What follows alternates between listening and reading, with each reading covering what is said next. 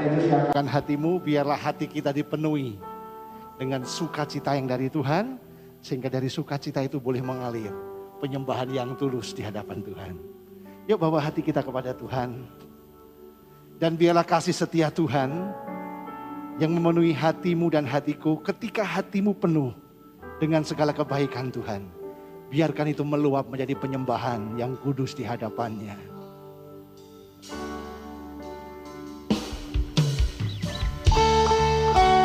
Kami percaya kasih setiamu Tuhan,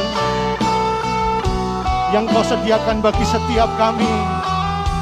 Biarlah hati yang percaya kami berikan kepada Engkau pagi ini Tuhan.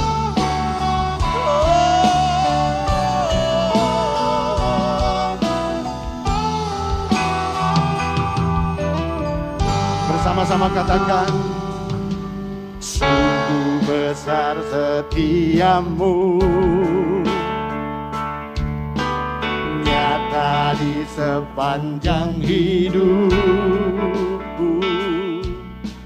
Darahmu telah layakkan kehidupanku.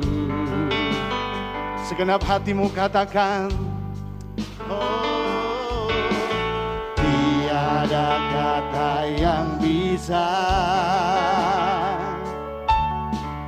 lukiskan indahnya Kau Tuhan. Bagimu segala pujian dan kemuliaan. Haleluya, ku tinggikan Engkau Tuhan, melebihi segalanya, lebih dalam ku menyembah dalam roh dan kebenaran selamanya.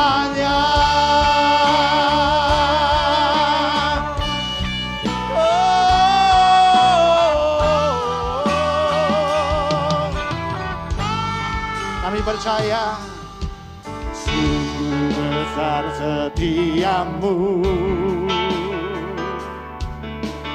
nyata di sepanjang hidupku. Darahmu telah layakkan kehidupanku. Segala pujian, segala hormat bagimu Tuhan. Tiada kata yang bisa lukiskan indahnya Kau Tuhan. Bagimu segala pujian dan kemuliaan. Segenap hatimu ku tinggikan. Oh ya, melebihi segalanya, lebih dalam, oh, dalam roh ku tinggikan Engkau Tuhan.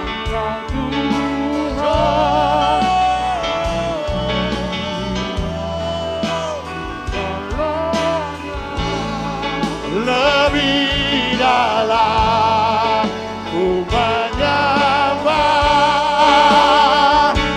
dalam roh. Oh ya ya ya, melebihi. Oh ya, lebih dalam ku menyembah dalam roh dan kebenaran. Sekali lagi ku tinggikan. Kita berdiri bersama-sama. segalanya.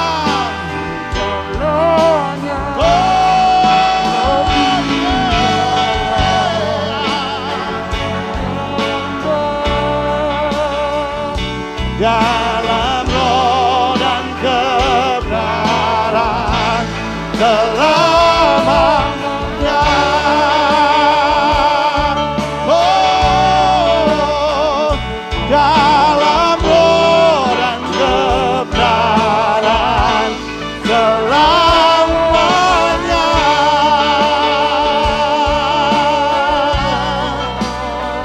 Dalam roh dan kebenaran selamanya.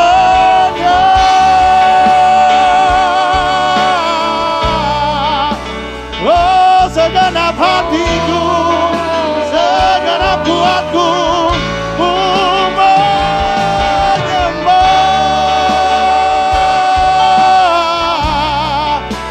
Segenap akal budiku, segenap hatiku, ku beri yang terbaik. Shekerararamanamaranai. So, yerarararara.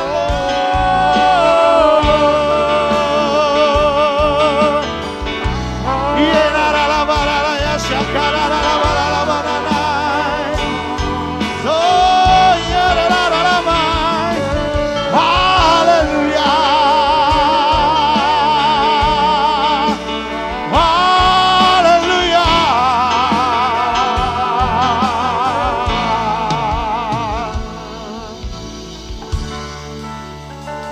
Biarlah Engkau ditinggikan di tempat ini Tuhan. Biarlah ketika Engkau hadir di tengah-tengah kami, Engkau menemukan ada hati yang mengasihi Engkau. Ketika Engkau berdiri di tengah-tengah kami, Engkau menemukan penyembahan yang semarak di hadapan-Mu. Engkau menemukan kasih yang sejati. Engkau menemukan kasih yang tulus. Itu ada di tengah-tengah keluarga kerajaan. Karena itu Tuhan, biarlah setiap kami boleh berkata, sungguh kami mencintai Engkau Tuhan. Kasih setiamu yang memeliharakan hidup kami. Berkat-berkat-Mu yang Kau sediakan bagi kami. Sungguh itu membuat setiap kami terpesona di hadapan-Mu. Terima kasih Tuhan. Ya keluarga kerajaan, angkat tanganmu di hadapan Tuhan. I love you. Katakan. Oh my hope is in you. Segenap hatimu. Jesus Christ, take my life, take all me. With your full heart, segenap hatimu katakan, I love you. I love you. Oh my God, is in you. Jesus Christ, take my life. Oh, I love you. Oh, I love you. Oh, my hope is in you. Jesus Christ, take my life. I love you, yeah, yeah. I love you. All my hope is in you. Hallelujah. Jesus Christ, take my life. Angkat hatimu, katakan I love you. Oh, Yesus is in you. Jesus Christ, take my life, take all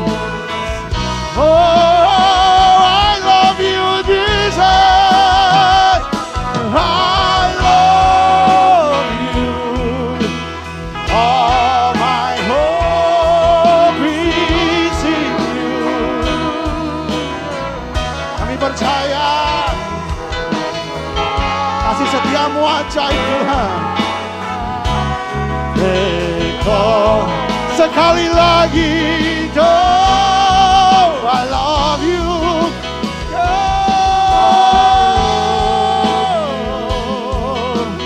All my hope is in you.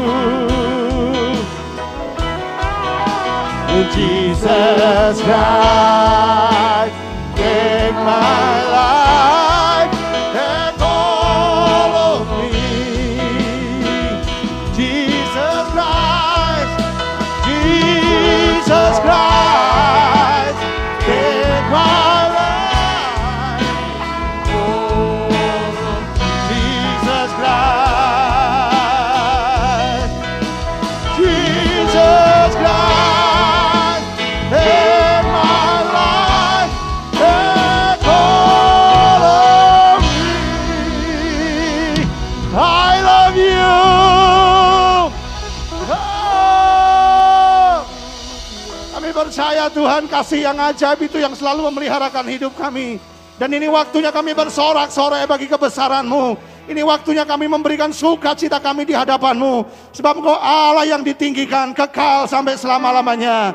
Di dalam nama Tuhan Yesus, pujian yang terbaik, nyanyian yang terindah, kami mau berikan kepada Raja di atas segala raja, Yesus Kristus Tuhan. Mari keluarga kerajaan, bersama-sama kita berkata, di dalam nama Tuhan Yesus kita katakan, amin. Kita beri kemuliaan bagi Allah kita. Haleluya. Amin. Sekali lagi jemaat Tuhan kita katakan haleluya. Haleluya. Katakan haleluya.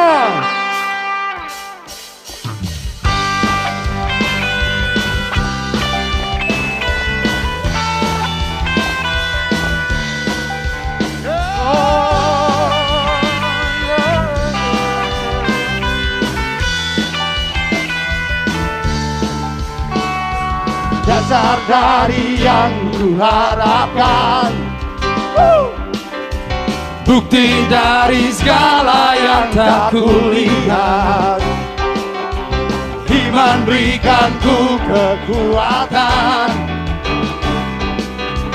untuk melakukan perkara yang hebat bersama Roh-Mu, bersama Roh-Mu.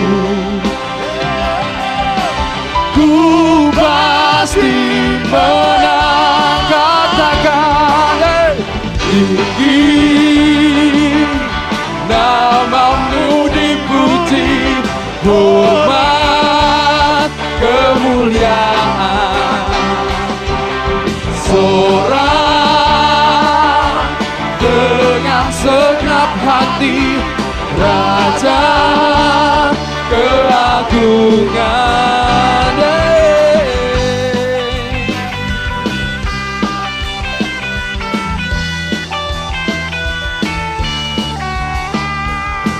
Kau biarkan pencobaan melebihi batas kekuatanku. Kau yang berikanku kemuliaan, semakin serupa dengan gambaranmu. Bersama Roh-Mu,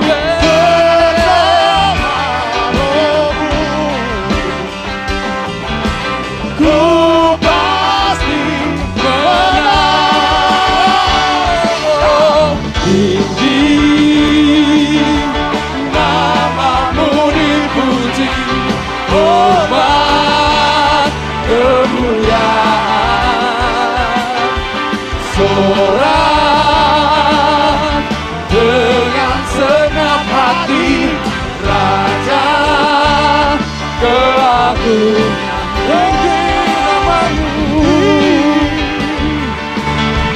Nama-Mu dipuji, hormat, kemuliaan, sorak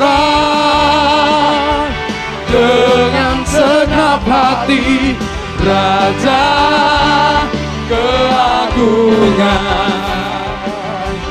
Raja keagungan, Raja keagungan.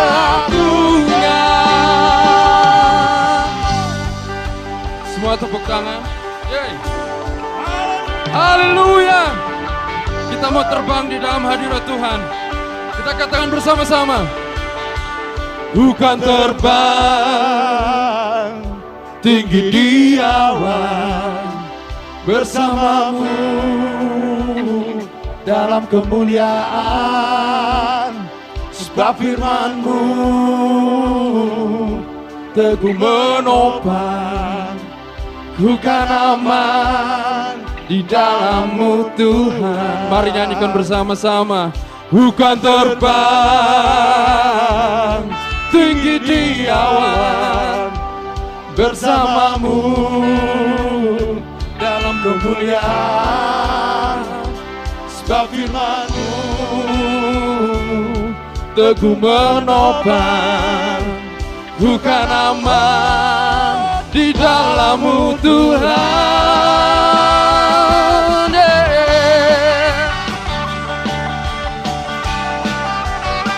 Haleluya.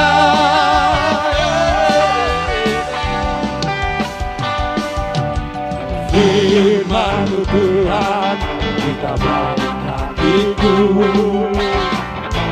Janji-Mu terang di jalan-jalanku, kebenaran-Mu menuntunku setiap hari.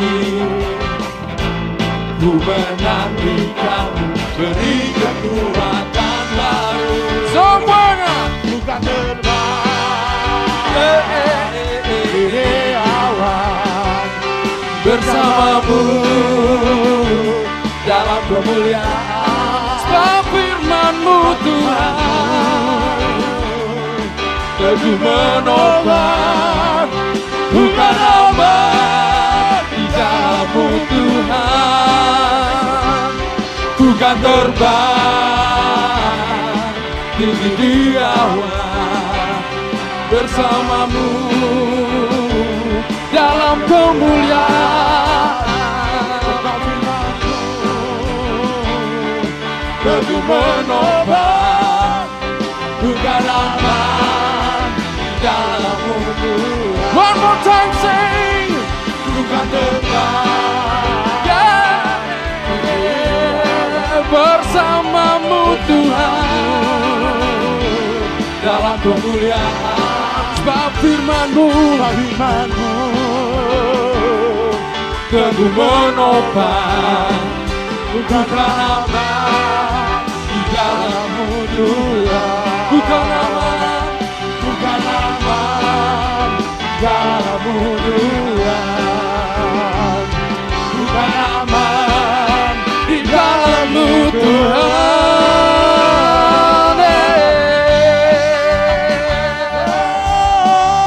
Terima kasih Tuhan. Haleluya. Haleluya. Silakan duduk Bapak Ibu Saudara. Kasih setiamu itu yang membangkitkan kemurahan demi kemurahan dalam hidup kami Tuhan. Sebab itu biarlah setiap kami memahami, kami menangkap kemurahan-Mu itu menjadi gaya hidup kami, sehingga keluarga kerajaan boleh ada dalam kehendak-Mu. Terima kasih Tuhan.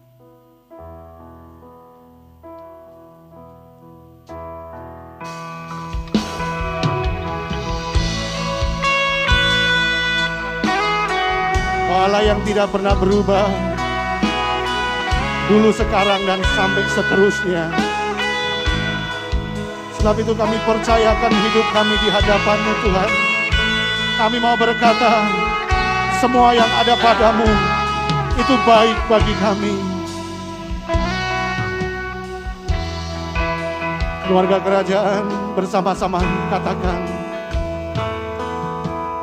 Allah yang setia, Bapa yang mulia, kasih-Mu besar Tuhan, Kau pulihkan hidupku, Kau harapanku, Kaulah harapanku. Hidupku dalam-Mu. Terima kasih Tuhan, Kau selamatkan hidupku.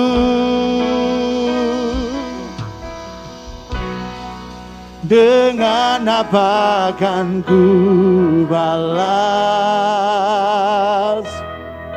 segala kebaikan-Mu?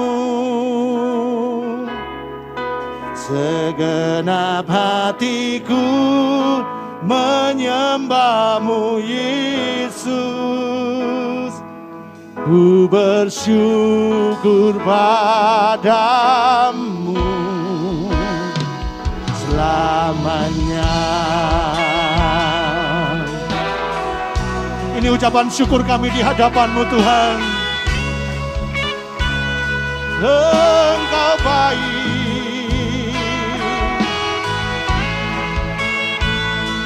Haleluya. Sampai selama-lamanya. Katakan bersama-sama. Kau Allah yang setia, Bapa yang mulia, kasih-Mu besar Tuhan, Kau pulihkan hidupku. Kaulah harapanku, Kaulah harapanku. Hidupku dalam-Mu. Terima kasih Tuhan, Kau selamatkan hidupku. Dengan apa kan ku balas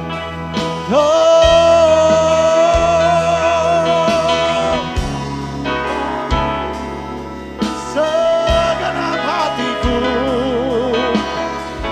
menyembah-Mu.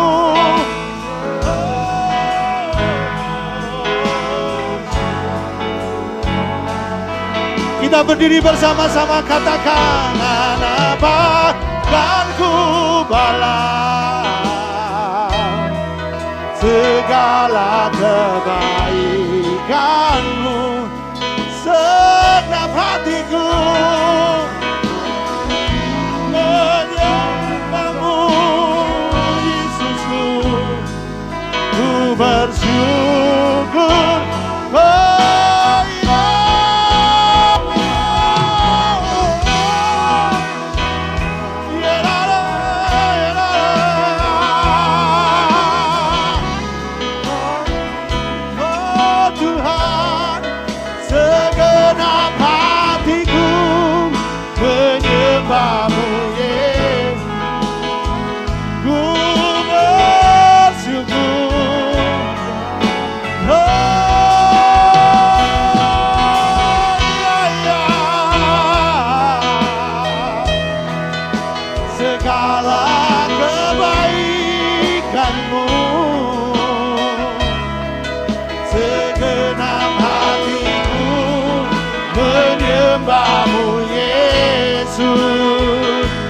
ku bersyukur padamu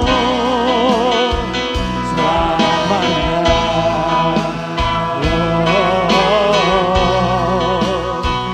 Selamanya.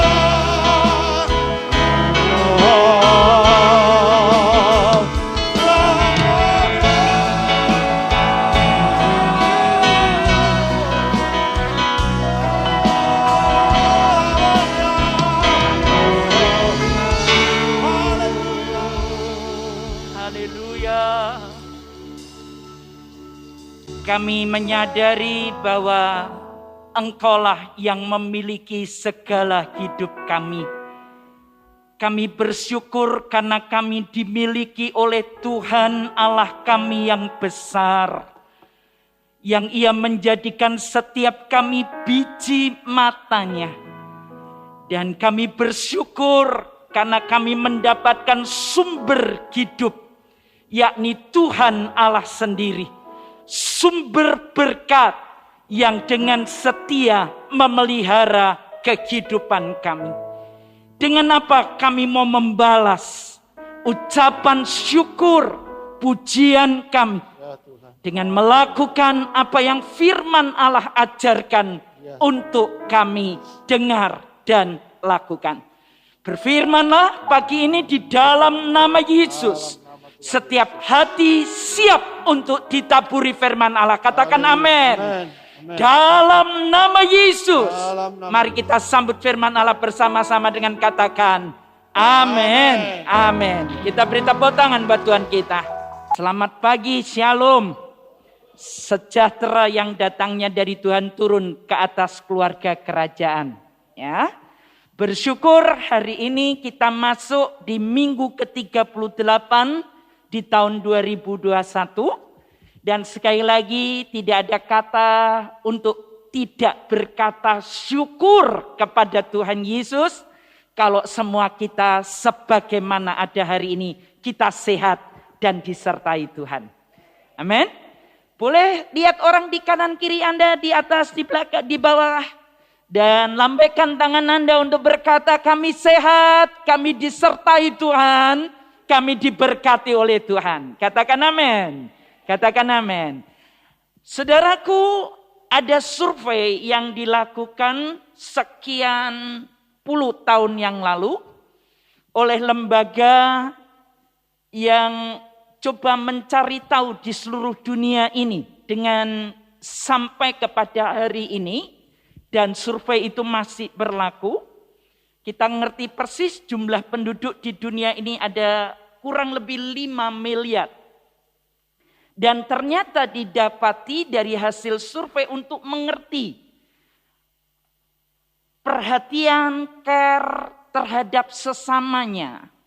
Itu ternyata didapati di dunia ini ada 8% dari jumlah penduduk di dunia ini yang punya hati berbagi. Yang punya hati care terhadap yang lainnya. Di Kisah Rasul pasal 2 ayat 44, Bapak Ibu dan saya juga bisa melihat apa yang Alkitab katakan.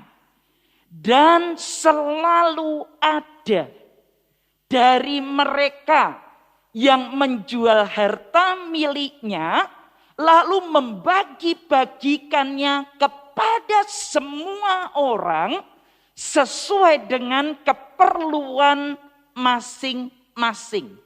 Ada kata di situ yang ditulis oleh penulis Kisah Para Rasul, dan selalu ada. Berdasarkan ayat inilah survei itu dilakukan oleh lembaga tersebut di Amerika Serikat. Dan ternyata sampai hari ini, apa yang firman Allah katakan, berbagi selalu ada dari mereka. 8% orang-orang yang menjual hartanya, miliknya, lalu berbagi dengan orang-orang yang membutuhkannya. 2 tahun lalu sebelum pandemi, saya di mimbar ini sampaikan, karena yang terakhir dari Eropa, dari Jerman, para ahli membidangi hal ini mensurveikan negara-negara mana sih yang punya hati berkemurahan, yang selalu punya keinginan untuk berbagi.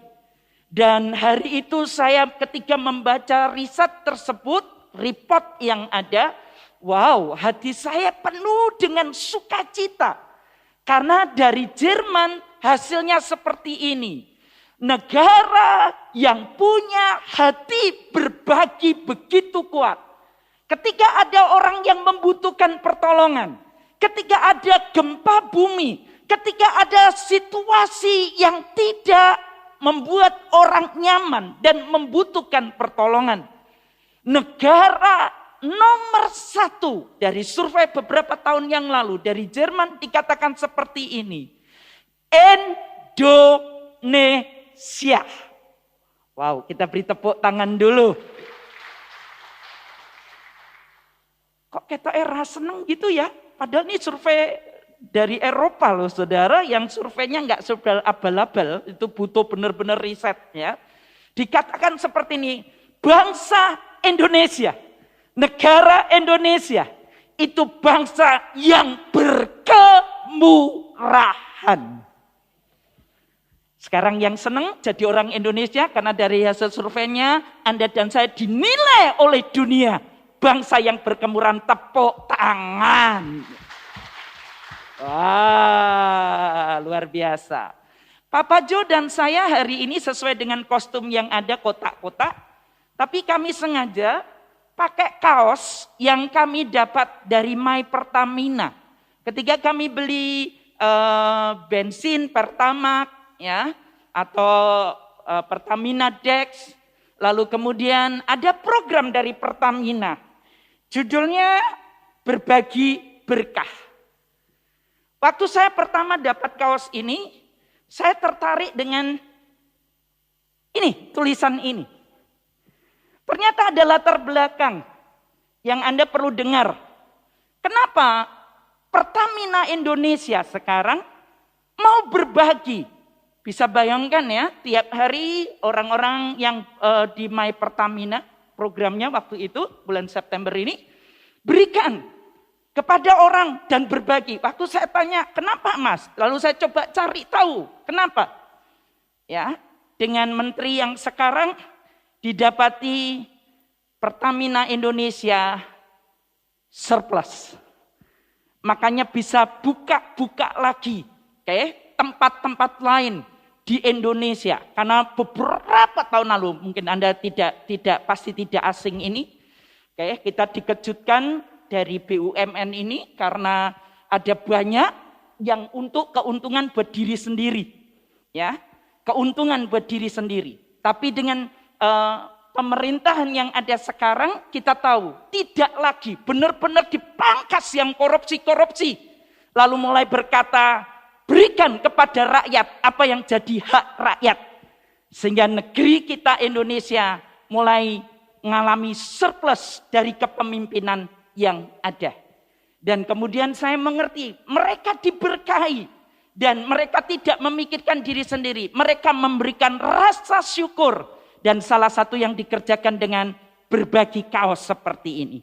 Ya, saudaraku, firman Tuhan memang berkata, seorang raja yang betul-betul raja tidak memikirkan dirinya sendiri. Dalam Amsal 21 ayat yang pertama, hati raja seperti batang air di dalam tangan Tuhan. Dialirkannya kemana ia ingini. Air yang menyegarkan. Air yang jadi kebutuhan semua makhluk yang ada.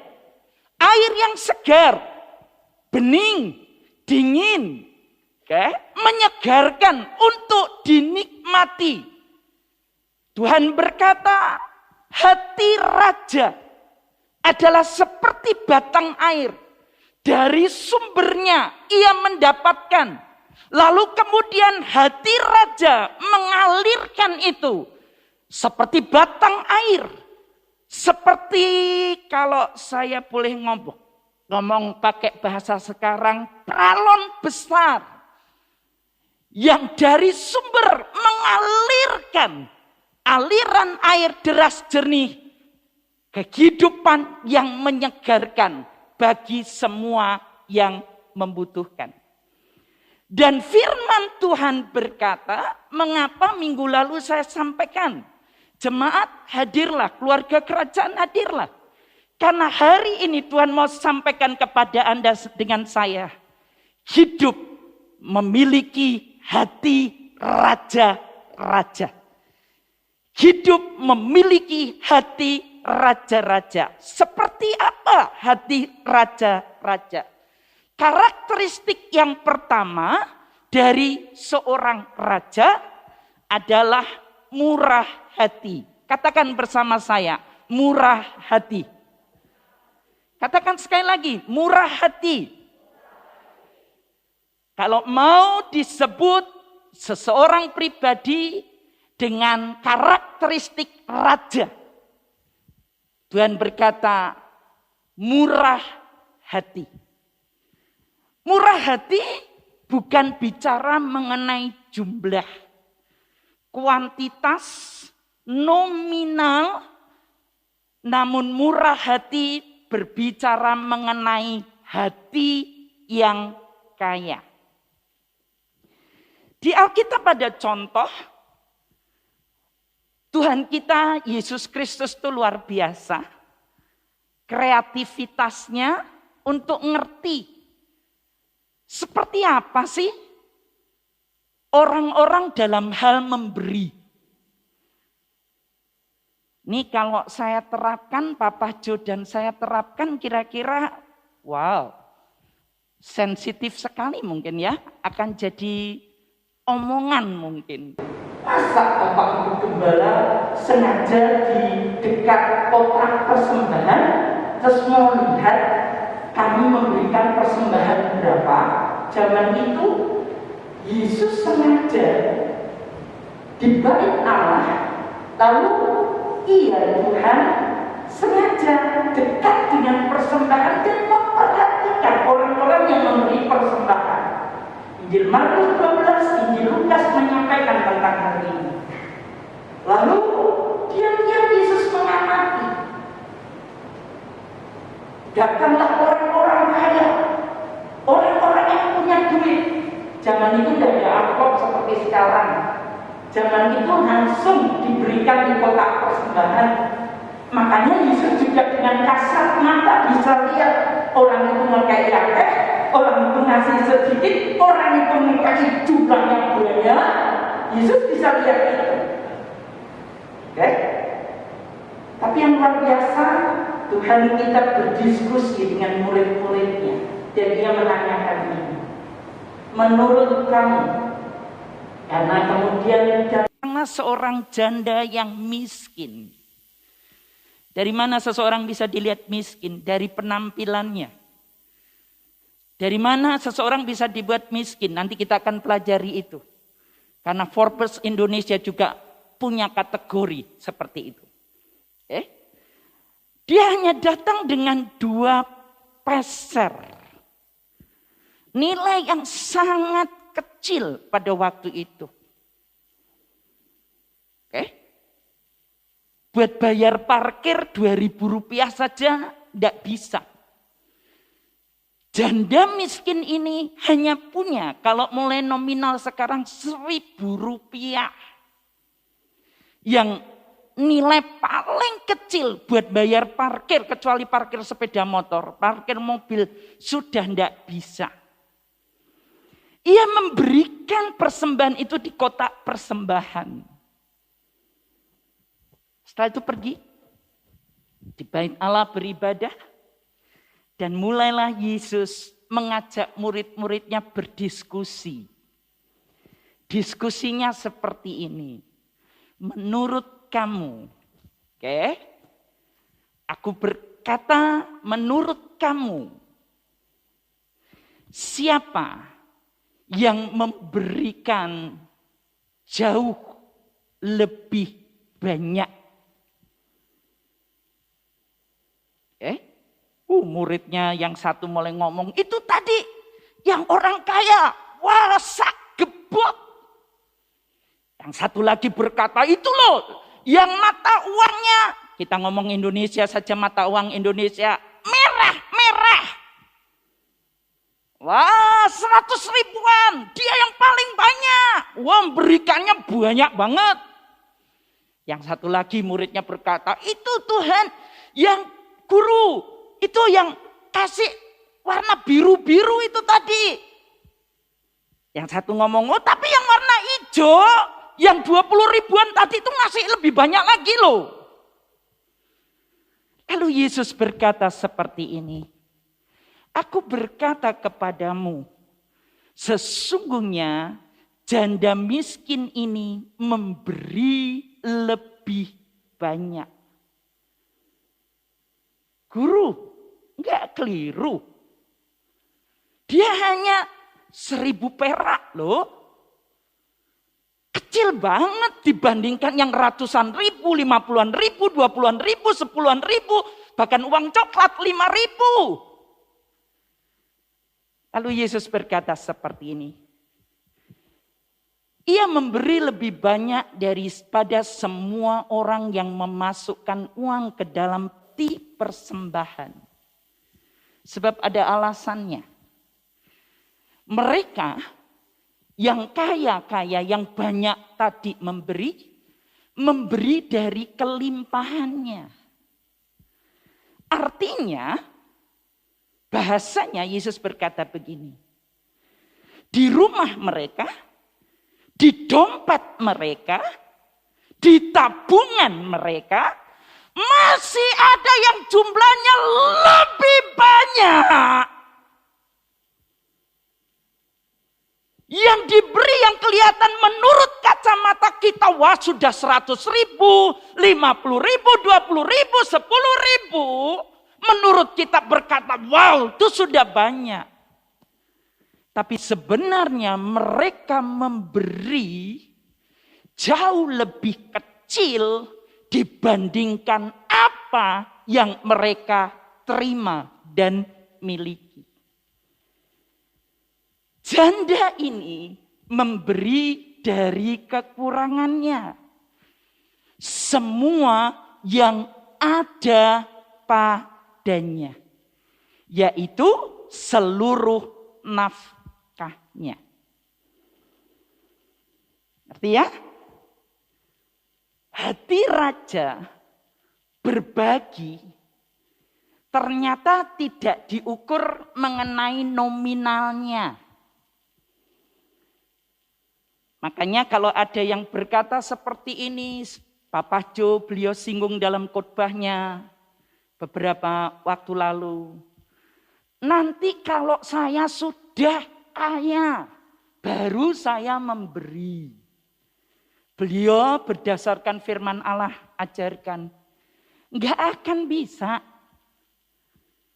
Kalau enggak dilatih dari hal-hal yang seperti janda miskin ini lakukan.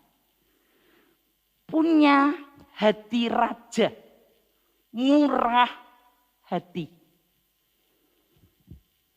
Ada contoh lain, memberi tidak bicara mengenai nominal. Atau memberi itu, hanya orang-orang kaya. Enggak. Mama Moi sering ketemu orang-orang kaya. Tapi dari apa yang dia lakukan saya bisa ngerti. Hatinya bukan hati raja. Oke, sekedar saja. Bahkan saya bilang saya lebih kaya daripada mereka yang konglomerat. Kalau dalam urusan hati raja berbagi. Nanti kita pelajari ini. Ada jemaat Makedonia. Dan jemaat ini luar biasa. Karena Rasul Paulus sampai ngomong seperti ini. Mereka ini lagi ngalami situasi yang berat dari berbagai penderitaan. Ternyata dilatar belakangi pada waktu jemaat Makedonia ini dituliskan Rasul Paulus, dunia mengalami paceklik. Ya. Dunia mengalami dan imbasnya juga kepada mereka yang tinggal di Makedonia. Termasuk anak-anak Tuhan di Makedonia. 2 Korintus pasal 8 ini, kalau saya boleh ngomong itu persis seperti hari-hari ini dengan pandemi yang ada. Dampaknya kepada perekonomian. Oke? Situasinya banyak yang berkata tidak mudah. Buat makan aja susah. Oke? Makanya Lumbung Yusuf terus berbagi Kenapa? Karena nanti kita akan pelajari. Murah hati itu tidak diukur dari berapa nilai harta yang dimiliki. Namun berbicara mengenai kekayaan hati. Hati yang kaya dalam kemurahan. Ini waktu mereka dengar jemaat Makedonia dari kantor pusat gereja Tuhan di Yerusalem waktu itu. Ada proyek untuk membantu orang-orang lain. Negara-negara lain. Saudara-saudara yang lain. Saudara seiman. Yang juga mengalami imbas paceklik, imbas pandemi yang terjadi pada waktu itu. Jemaat Makedonia mendengar ini. Saudara, dikatakan seperti ini. Sukacita mereka meluap. Dan meskipun mereka sangat miskin, very, very poor. Sangat kekurangan. Namun, coba kita baca yang warna merah bersama-sama. 1, 2, 3. Mereka kaya dalam kemurahan. Rasul Paulus berkata, aku bersaksi bahwa mereka telah memberikan menurut kemampuan mereka. Bahkan melampaui kemampuan mereka.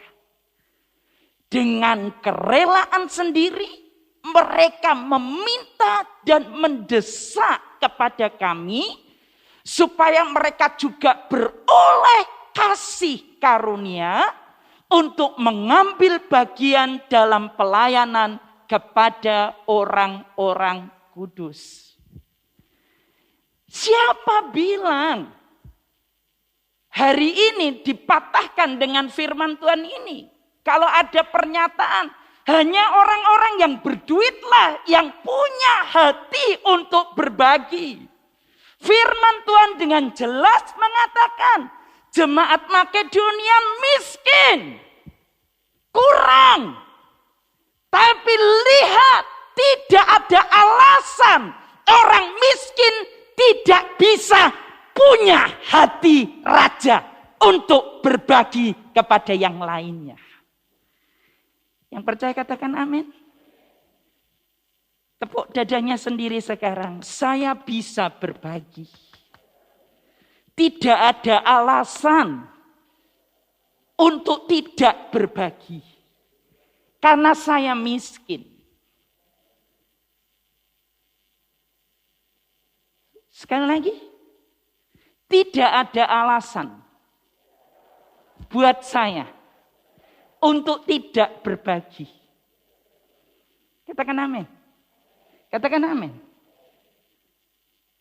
Mindset, pola pikir, karakteristik dari hati raja-raja adalah murah hati. Gak peduli miskin, gak peduli kaya. Makanya saya sering kali ngomong, jangan hidup bergantung kepada orang kaya. Anda dan saya kecewa nanti. Yeremia berkata, terkutuklah orang yang mengandalkan sesamanya. Orang kaya. Oh, nek saudaraku kaya, aku bisa mengandalkan dia. Beberapa minggu lalu saya khotbahkan ini. Jadi orang miskin tuh ndak enak. Karena acap kali apa? Anda dicurigai ketika datang kepada keluargamu yang kaya. Oke? Dicurigai apa? Iki teko iki. Oke? Mungkin kau mesti apa? Engkau ujung-ujungnya njaluk duit. Makanya saya ngomong, saya katakan hari-hari ini doa papi dan mami, papa Jo dan mama Moi.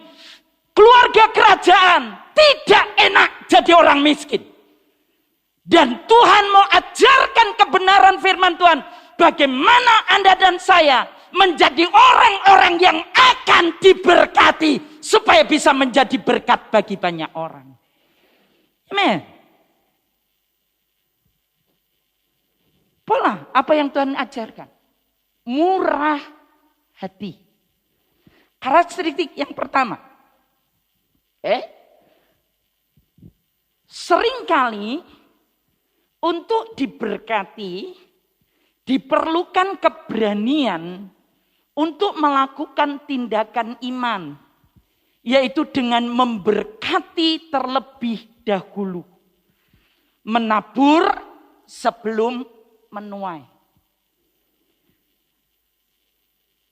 Gereja Tuhan di Alkitab, Kisah Rasul mencatat, sejak itu tidak ada lagi tulisan jemaat Makedonia tetap miskin dan kekurangan. Tidak ada lagi. Berbahagialah orang yang murah hati, karena ia akan beroleh kemurahan. Ketika kami ada di Turki dan melihat apa yang Tuhan kerjakan, termasuk napaktilah jemaat Makedonia. Sampai hari ini saya bisa melihat bahwa Tuhan memberkati orang yang kaya hatinya dalam kemurahan. Karakteristik yang kedua,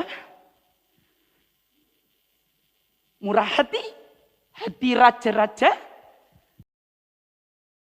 Kisah Rasul 20 ayat 35. Dalam segala sesuatu telah kuberikan contoh kepada kamu. Bahwa dengan bekerja demikian, kita harus membantu orang-orang yang lemah. Dan harus mengingat perkataan Tuhan Yesus. Sebab ia sendiri telah mengatakan adalah lebih berbahagia memberi daripada menerima. Ternyata tidak bisa dipungkiri. Alkitab juga menjelaskan. Ada orang lemah, tapi juga ada orang kuat. Karakteristik hati raja-raja, orang yang berbagi, dikatakan di Kisah Rasul 20 ayat 35, bukan kelompok golongan orang lemah. Saya ngomong dengan mahasiswa saya di STT Berea dengan kuliah pelayanan pemulihan. Semester ini saya ngajar 2 fak. Dan saya ngomong kepada mahasiswa saya, ada 23 orang yang belajar bersama dengan saya. Saya ngomong begini, maaf ya nak, rekan-rekan mahasiswa, saya punya latar belakang sama mungkin di antara kalian. Cara pandang orang tua saya dulu. Ketika saya minta izin kepada almarhum papa saya. Papa, izinkan Moi jadi boksu. Beliau tidak ngerti bahasa pendeta, beliau ngertinya bahasa boksu. Ya, pendeta. Wow, reaksi pertama papa saya langsung ngomong kayak begini. Enggak. Papa enggak izinkan lu jadi boksu. Papa enggak izinkan kamu jadi pendeta. Lalu saya tanya, kenapa Pak? Lu tahu? Lalu papa saya cerita. Beliau orang Buddha. Saya dari latar belakang keluarga itu. Dan beliau bukan Kristen. Beliau Kristen 3 tahun sebelum beliau dipanggil oleh Tuhan. Pulang ke surga. Lewat putrinya yang lagi berkhotbah untuk saudara hari ini. Beliau berkata seperti ini, lu tahu. Banyak boksu-boksu, pendeta itu datang ke rumah. Makanya salah satu nilai yang beliau wariskan buat kami putra-putrinya dan saya bersyukur belajar dari keteladanan orang tua, murah hati. Beliau ngomong begini, pendeta-pendeta itu datang, Om. Tahun 60-an, tahun 70-an, tahun 80-an. Ketika beliau masih menjadi orang terkaya di kota tempat kelahiran saya. Om, kami tidak makan Om. Lalu papa saya berkata, Boksu, lu tidak makan tidak apa-apa, tapi lu punya anak-anak. Ya om, kami masak beras, jadikan bubur, supaya kami bisa makan. Lalu papa saya bilang, kasihan Boksu. Makanya beliau tidak membedakan pendeta, Kristen dan lain sebagainya. Kirim beras, kirim.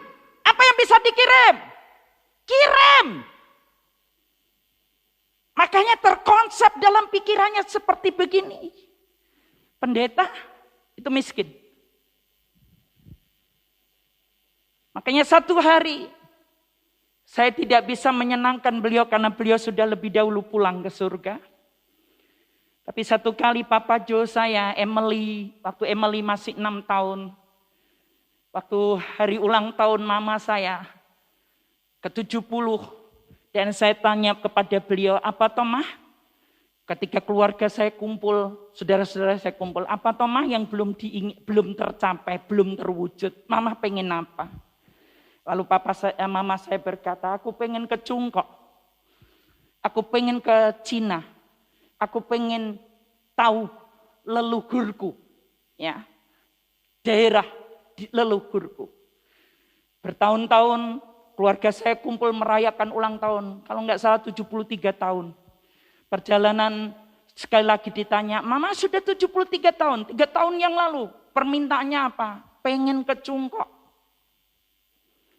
Lalu kami pulang ke Salatiga. Emily ngomong seperti, Dedi Mama kasihan itu emak. Pengen aja. Saudara-saudaranya Mama kan banyak orang kaya. Berangkat nih Mama itu kan bisa. Lalu kemudian kenapa Dedi tidak dengan Mama yang berangkat nih emak? Saya bilang uangnya banyak nak. Lalu Meli berkata, Meli akan berdoa supaya Papa Mama diberkati. Bisa membawa emak ke Cina. Dan satu hari oleh pertolongan dan anugerah Tuhan. Kami menggembalakan gereja di sini. Satu hari ambil cuti besar. Dan kami berangkat ke China bersama ibu mertua saya. Ibu dari Papa Jo. Lalu setelah kami jalan ke China, pulang ke Hong Kong. Di perjalanan hanya batas imigrasi sebentar. Karena wilayah teritorial Hong Kong. Papa Jo gandeng mama saya yang usianya beliau sudah 74 tahun. Saya di sebelahnya. Lagi jalan turun dari kereta api dari Shenzhen. Lalu tiba-tiba mama saya nangis. Saya pikir mama apa yang salah? Sakit atau apa? Enggak. Nangis. Lalu beliau pegang, saya punya pipi. Beliau bilang, Papa lu salah. Nek Papa lu masih hidup, Papa lu salah. Dari 15 anaknya, 9 yang masih ada. Banyak anak-anak yang punya duit lebih dari kalian. Kalian pendeta. Tapi tahu enggak nak? Yang membawa mama nginjak kaki ke negara leluhur mama. Itu kalian yang pendeta. Papa lu salah. Bukan bicara pendeta. Bukan bicara status jabatan seseorang. Tapi seperti Alkitab katakan. Orang yang murah hati. Hatinya raja-raja akan menjadi orang kuat di muka bumi ini. Amen. Saya berdoa, kalau Anda percaya itu, taruh di dada Anda. Saya sepakat untuk mengimpartasikan. Anda juga akan jadi orang kuat di bumi ini. Yang terima katakan amin. Yang terima katakan amin. Majalah Forbes Indonesia. Majalah Forbes itu majalah dunia sebenarnya. Kita ngerti bahwa didirikan tahun 1917 oleh B.J. Forbes di Amerika Serikat. Dan majalah ini untuk mencari tahu seperti apa sih nilai orang-orang, golongan orang-orang di seluruh dunia. Dengan bicara 3 kelompok, kelas menengah, kelas lemah, kelas menengah, dan kelas atas. Ya, kelas kaya. Di Indonesia tahun 1954, sejak putra kedua dari B.J. Forbes, atau yang sekarang ini namanya dikenal Malcolm Forbes, ya, dan di Indonesia 2010 termasuk dari Kementerian Perekonomian Indonesia juga mengacu dari apa yang majalah Forbes Indonesia, ya, membagi masyarakat dalam 3 kelompok. Mari kita lihat saja untuk pengetahuan saja. Yang pertama, kelompok lemah, poor.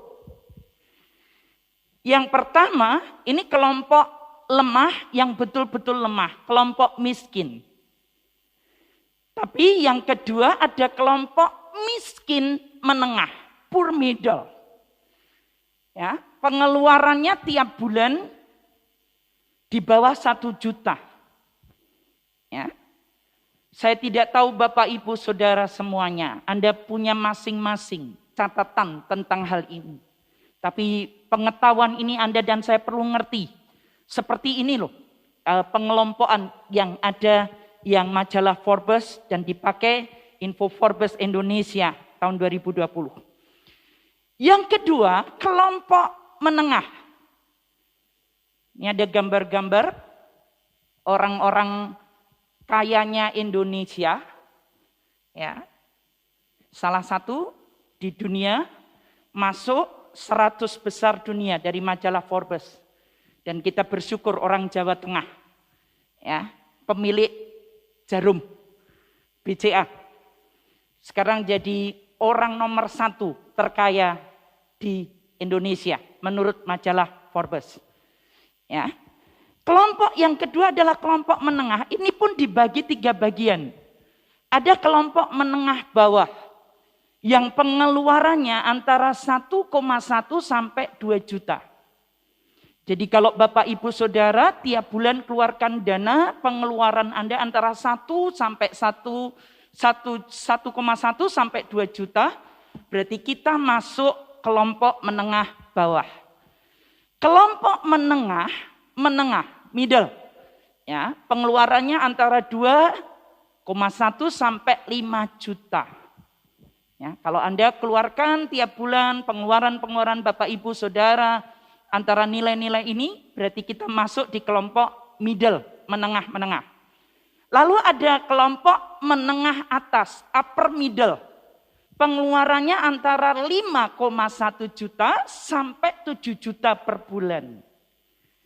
Ya. Ini bagian ini, kelompok upper middle. Ya.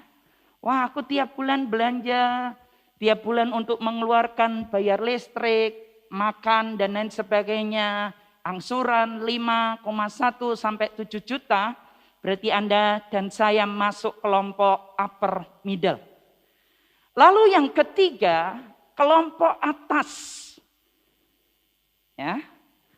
Kelompok dibagi 2, yang satu kaya, affluent. Pengeluarannya 7 juta sampai 10 juta per bulan. Ya. Menurut majalah Forbes, kalau Bapak Ibu Saudara pengeluaranmu antara 7,1 sampai 10 juta per bulan, itu berarti Anda dan saya masuk kelompok orang kaya. Ya. Yang kedua, dari kelompok atas ini adalah kelompok super kaya atau yang disebut kelompok elit. Pengeluarannya tidak terbatas. Mau berapapun, ratusan juta. Tidak ada masalah dengan ini. Ya. Jadi majalah Forbes Indonesia, dan ini juga dipakai oleh Kementerian Perekonomian Indonesia, ya, untuk menilaikan kelompok yang ada di Indonesia menurut strata ekonomi. Ya. Oke. Ibu Harnani dengan Pak Doni sebagai pengelola keuangan gereja kita. Satu hari meeting bersama dengan Mama Moi. Karena Papa Jo percayakan Mama Moi untuk membantu gereja ini untuk manajemen keuangan. Lalu hari itu salah satu acuan kami pengen ngerti kondisi jemaat setelah pandemi, masa-masa yang terjadi. Lalu Bu Hernani selalu merepotkan. Sekali lagi, perpuluhan Bapak Ibu Saudara, apapun keuangan Anda buat gereja, bukan untuk Bapak Ibu Gembala. Jangan takut. Ya, gereja ini ada bendahara-bendahara yang sangat bisa dipercaya mengelola keuangan semua yang kita percayakan kepada gereja ini.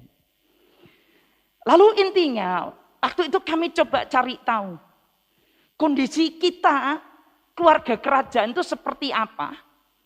Kami tidak bisa melihat pengeluaran Bapak Ibu karena kami tidak bisa secara detail.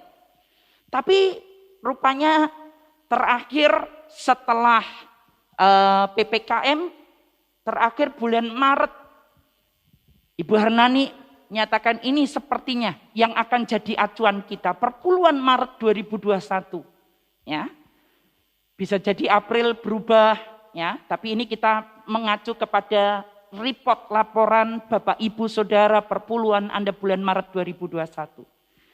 Nah, ini yang terjadi setelah kami hitung di gereja kita ini yang masuk kelompok yang pertama, kelompok lemah, itu ada 40,5%. Ya. Kelompok menengah ada 50% dengan perinciannya. Menengah bawah paling banyak 39,3%. Kelompok menengah 7,1%. Kelompok menengah atas 3,6%. Berdasarkan sekali lagi laporan perpuluhan Maret 2021. Perpuluhannya segini, kurang lebih ya hukum ekonomi pengeluarannya kira-kira segini berdasarkan itu, ya. Lalu ada kelompok atas di gereja kita jumlahnya 9,5%. Ini kondisi yang ada. Ya, kondisi yang ada. Kelompok lemah 40,5%. Bagi Bapak dan Ibu Gembala, tim pastoral pendoa yang mendoakan, tentu berdoa, doa kami sama hari-hari ini. Tuhan, Engkau sumber berkat. Aku mohonkan berkat itu dipercayakan kepada kami, keluarga kerajaan. Karena Engkau pemilik segala sesuatunya dan kami adalah pengelola dari apa yang Engkau miliki. Biarkan kita semua keluarga kerajaan mulai bulan ini akan menjadi orang-orang yang sanggup dipercaya lebih besar, lebih banyak lagi oleh Tuhan sang pemiliknya. Katakan amin. Yang setuju dengan saya lambaikan tangan. Amin. Kita sepakat mengenai hal itu. Ini kondisi gereja kita. Ini kondisi keluarga kerajaan. Yang terakhir dari khotbah saya hari ini. Hati raja-raja bukan hanya jadi orang kuat. Karakteristik orang yang berkemurahan di posisi atas. Tinggi. Ya. Memang tidak dapat disangkal, Ibrani 7 ayat 7. Bahwa yang lebih rendah diberkati oleh yang lebih tinggi. Yang lebih rendah diberkati dengan mereka yang lebih tinggi. Ibrani berkata dengan jelas bahwa yang lebih rendah diberkati dengan orang yang lebih tinggi.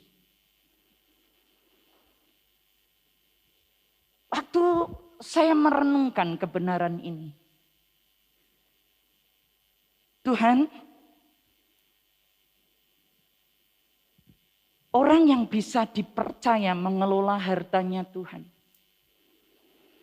Seperti apa yang saya ngomong dengan mahasiswa saya tadi. Bagaimana kamu bisa jadi berkat kalau kamu sendiri kekurangan? Nonsen.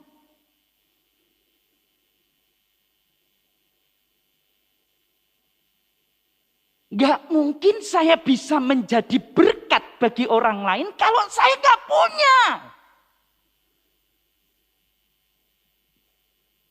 Lalu Tuhan tunjukkan janjinya di Ulangan 28. Ayat 12 sampai 14. Tuhan akan mengangkat engkau menjadi kepala dan bukan menjadi ekor. Engkau akan tetap naik dan bukan turun dalam kehidupanmu. Saudara, waktu menyelidiki Ulangan 28 saya menemukan. Ini kenapa orang-orang Tuhan yang mengangkat orang ini jadi kepala di atas posisinya. Bukan jadi ekor. Di bawah terus yang cuma nerima. Ternyata Ulangan 28 berbicara konteksnya. Orang-orang yang bisa dipercaya, yang tidak nyimpang kanan kiri. Yang lurus, dengar firman dan lakukan. Makanya Tuhan berkata, aku mempercayakan kepadamu. Engkau tidak mengikuti ilah lain. Kamu sungguh-sungguh mengikuti perintahku. Makanya Tuhan berkata, kamu layak untuk aku promosikan naik terus. Dan tidak akan turun. Doa saya untuk semua kita yang mendengar mengerti firman. Ulangan 28 akan tergenapi untuk hidup Anda dan saya. Bisa dipercaya. Sekali lagi, jangan punya mindset, ya aku mau posisi saya seperti ini terus, lemah terus, hanya terima terus. Karena jelas firman Tuhan berkata, posisi orang lemah selalu di bawah. Jadi bahan curiga orang-orang kaya. Jadi bahan mungkin a priori dari orang-orang punya duit. Makanya dalam hidup saya nggak peduli saya ketemu orang kaya. Saya nggak peduli mereka konglomerat. Saya harus sampaikan firman Tuhan. Oke? Saya bisa berdiri sejajar dengan orang-orang kaya. Saya diundang, saya ada di kantornya, saya ada di rumahnya. Tolong Bu Pendeta berdoa. Karena saya tahu, mental saya bukan mental peminta-minta. Saya dan saudara keluarga kerajaan, berubahlah oleh pembaharuan budimu dan firman Allah. Punya mental sikap hati raja-raja. Katakan amin. Katakan amin. Saya akhiri dengan ini. Ibu Pendeta, kalau saya murah hati, punya hati raja-raja, apa yang terjadi buat hidup saya? Ada dua saja saudara. Bapak kita itu murah hati, makanya saya dan saudara murah hati. Orang yang murah hati, pertama, selalu terpelihara. Ingat janda Sarfat yang cuma punya tepung sedikit dan minyak ketika Nabi Elia datang dan berkata, jangan takut, berikan dulu, buatkan roti buat aku. Lalu janda miskin di Sarfat itu berkata, dalam masa paceklik, kekeringan, ia berkata, Nabi, ini tinggal sedikit nih. Oke, tepungnya tinggal sedikit. Tolong tunjukkan ayatnya. Tinggal sedikit nih Nabi. Oke, sedikit saja. Setelah saya olah, saya makan dengan anak saya makannya saya cari kayu bakar. Setelah itu saya tidak tahu, besok saya mesti makan apa. Oke. Tapi ketika Nabi berkata, berikan kepadaku. tabur dulu. Berani punya hati untuk berbagi. Saudara tahu Tuhan ngomong seperti ini. Tepung dalam tempayan itu tidak habis. Dan minyak dalam buli-buli ini tidak berkurang.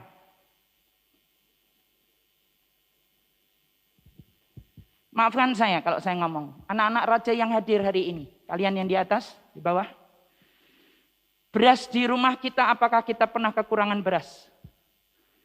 Kalian yang tinggal bersama-sama, apakah kita kekurangan beras? Anak raja, boleh saya dengar? Sampai kita tidak bisa makan. Halo nak? Selalu ada ya? Tersedia ya? Saya ajari anak-anak kami.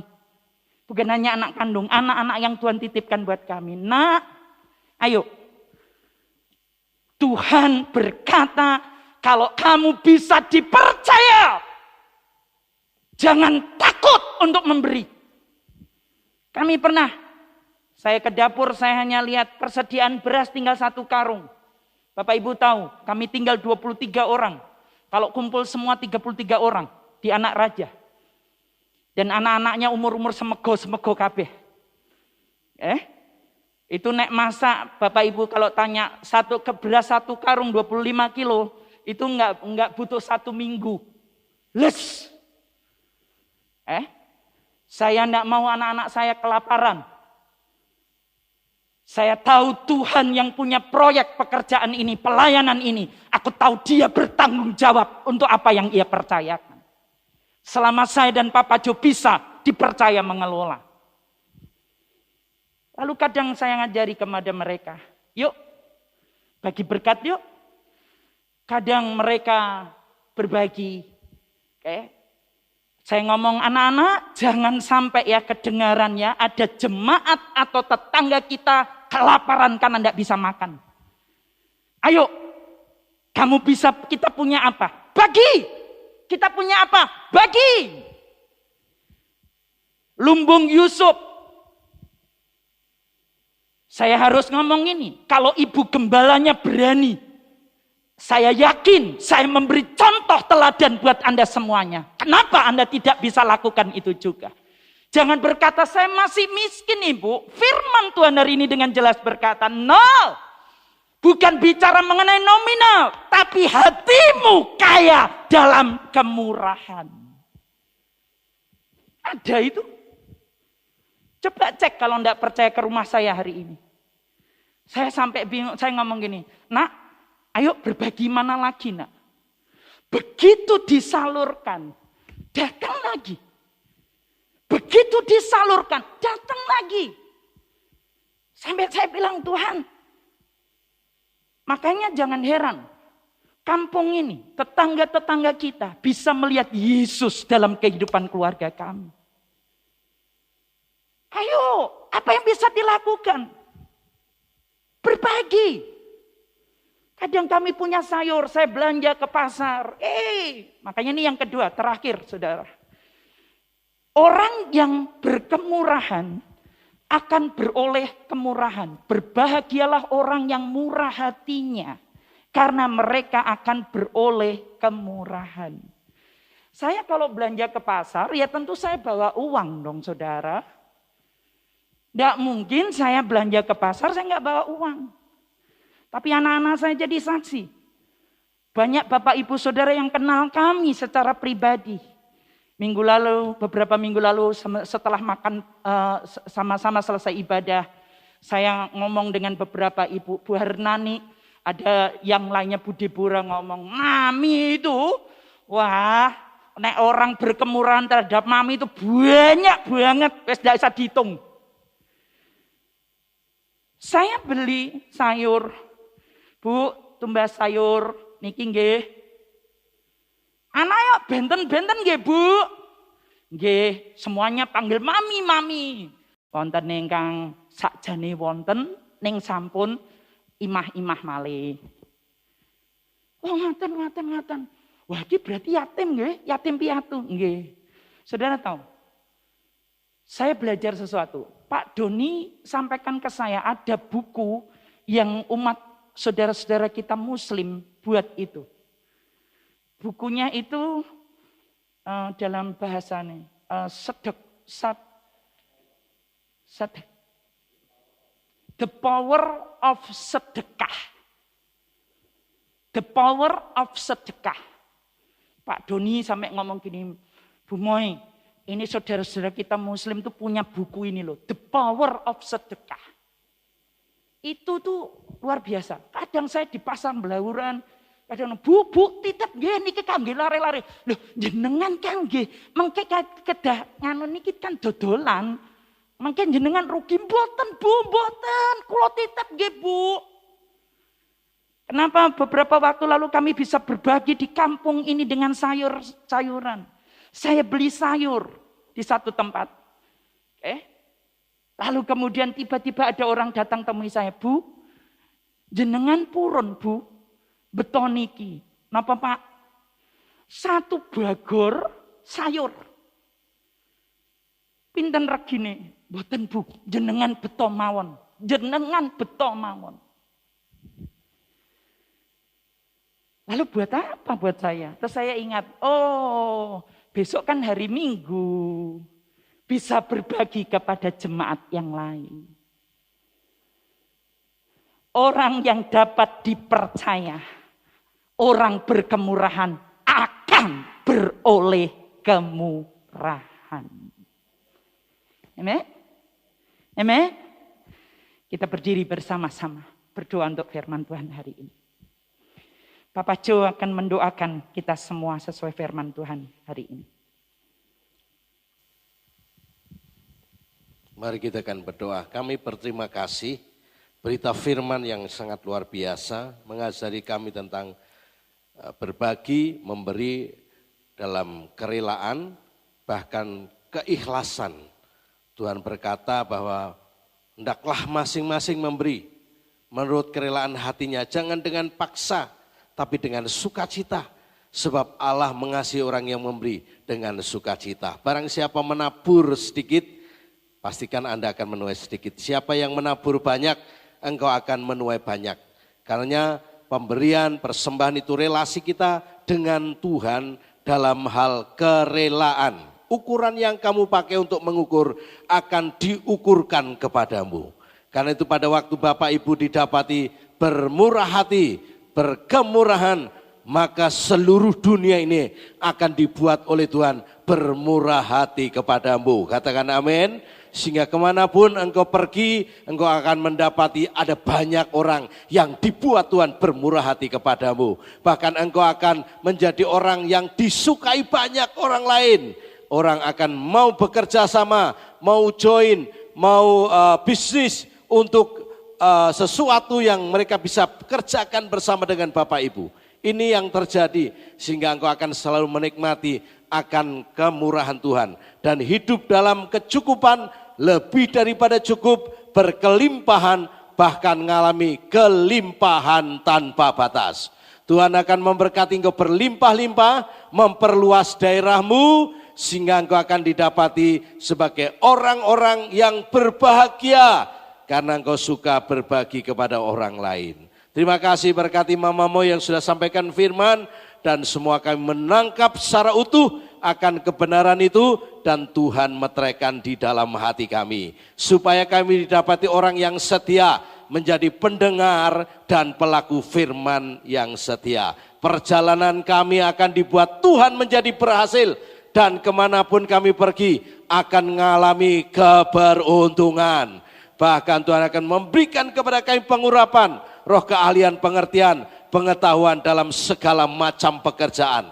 Sehingga apapun yang kami kerjakan dengan tangan kami, dengan seluruh hidup kami, pasti dibuat Tuhan menjadi berhasil. Terima kasih, mengucap syukur untuk firman-Mu yang luar biasa. Di dalam nama Tuhan Yesus, mari sama-sama kita katakan amin. Berikan kemuliaan buat Tuhan.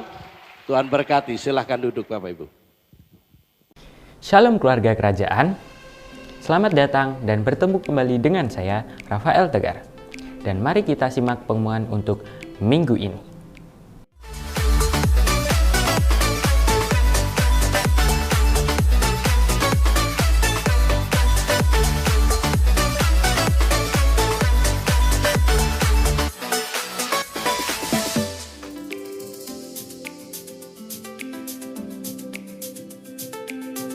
Dengan penuh kasih dan sukacita, kami menyambut Anda yang baru pertama kali hadir di tempat ini. Untuk informasi lebih lanjut, Anda dapat menghubungi Welcome Team setelah ibadah selesai.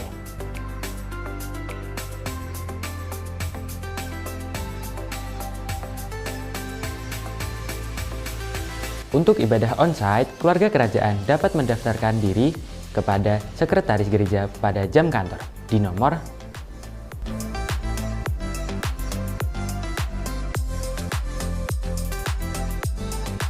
My Team. Tidak ada pertumbuhan dalam kesendirian. Bagi keluarga kerajaan yang belum tergabung My Team, dapat menghubungi Pendeta Muda Kurdi Kuncahyo. Dan bagi yang sudah tergabung, dapat terus aktif dan bertumbuh dengan kelompok My Team yang ada. Online Service Warrior Kids hadir setiap hari Minggu pukul 10 pagi di channel YouTube Warrior Kids. Jangan lupa ya, di channel YouTube Warrior Kids. Halo Youthers, Kingdom Generation dilakukan setiap hari Minggu pukul 10 pagi di Gereja JKI Keluarga Kerajaan. Follow juga akun Instagram kami di @kg.jkikk biar kalian gak ketinggalan informasi penting mengenai Kingdom Generation. See you! Radio Suara Keluarga Kerajaan akan hadir dan menemani setiap hari Selasa sampai hari Jumat. Mari dengarkan setiap segmen yang ada dan jadilah berkat tanpa batas bagi segala bangsa. Dan bagi keluarga kerajaan yang ingin dilayani doa, konseling, dan kesaksian, dapat menghubungi kami melalui WhatsApp di nomor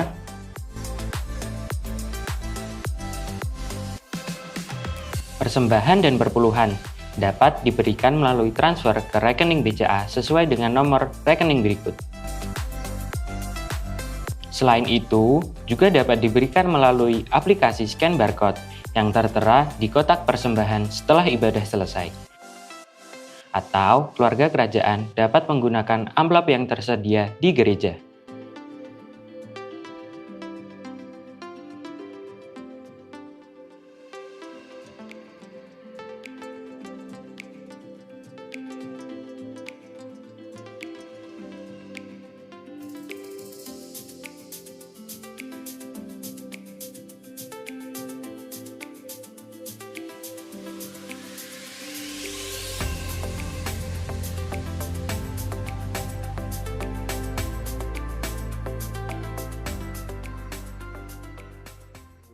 Ketika kita merasa kita nggak mampu untuk memahami semua rencana Allah, jangan lupa untuk terus saksikan renungan inspiratif setiap minggunya di channel JKI Keluarga Kerajaan. Pastikan saudara mendukung channel ini dengan mensubscribe, like, dan komen. Keluarga Kerajaan juga dapat membagikannya kepada teman atau saudara yang membutuhkan renungan inspiratif ini. Bagi keluarga kerajaan yang memiliki usaha dan rindu untuk dipromosikan, Anda dapat menghubungi nomor. Sekian informasi dan kegiatan Gereja JKI Keluarga Kerajaan pada minggu ini. Patuhi selalu protokol yang ada dengan cara memakai masker, mencuci tangan, dan menjaga jarak. Mari menjalani minggu ini dengan keteguhan hati dan semangat sukacita. Salam, we are stronger together.